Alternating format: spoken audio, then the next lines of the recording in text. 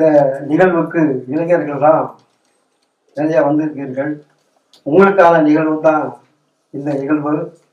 ஏன் என்று சொன்னால், இந்த மகத்தினுடைய போராட்ட வரலாற்றை நாம் தெரிந்து கொள்ள வேண்டும் என்கின்ற அடிப்படையில் தான் புனித பாடி என்று பேசும்போது கூட நீங்க ஏற்கனவே இருக்கக்கூடிய ஆட்களை விட்டுட்டு கல்லூரி மாணவர்களும் மாணவர்களையும் கூட்டுவாங்க, அடுத்த தலைமுறைக்கு இந்த செய்திகள் போகணும்னு சொன்னாரு. அந்த அடிப்படையில நம்ம நிறைய கல்லூரி மாணவர்கள்கிட்ட துண்டறிக்கை கொடுத்துருக்கோம். அதே போல நூலகங்கள்ல போய் துண்டறிக்கை கொடுத்துருக்கோம். சூழொட்டி ஒட்டும் போதுமே அங்கதான் போய் ஒட்டியிருக்கோம். அப்படி இந்த மாணவர்களுக்கான இந்த அரங்கம் இது. இதை உற்று நோக்க வேண்டிய கடமை, அடுத்து எடுத்து செல்ல வேண்டிய கடமை உங்க கையில தான் இருக்குங்கிற அடிப்படையில நீங்க எல்லாம் பொறுமை காத்து இந்த நிகழ்வை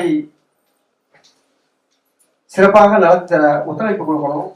முதற்கட்டமாக இந்த சாதி ஒழிப்பு என்கின்ற நூலை இங்கு வெளியிட்டு பரப்புரை செய்வதற்காக இந்த நிகழ்வு இருக்கிறது.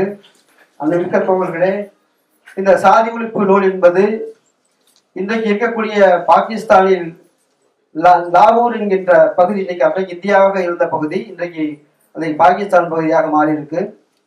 அங்க ஒரு இந்து சீர்திருத்த அமைப்பை சேர்ந்த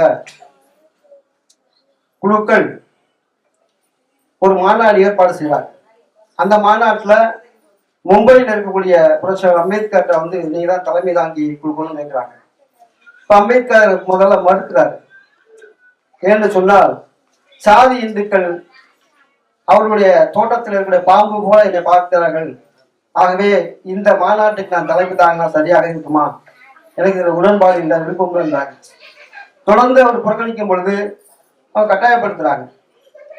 அப்ப என்ன செய்றார் அம்பேத்கர், அது சம்பந்தமான அந்த மாநாட்டில் பேசப்படக்கூடிய உரையாக ஒரு உரையை தயார் பண்றார். அந்த உரைதான் இந்த சாதி ஒழிப்பு நூல்.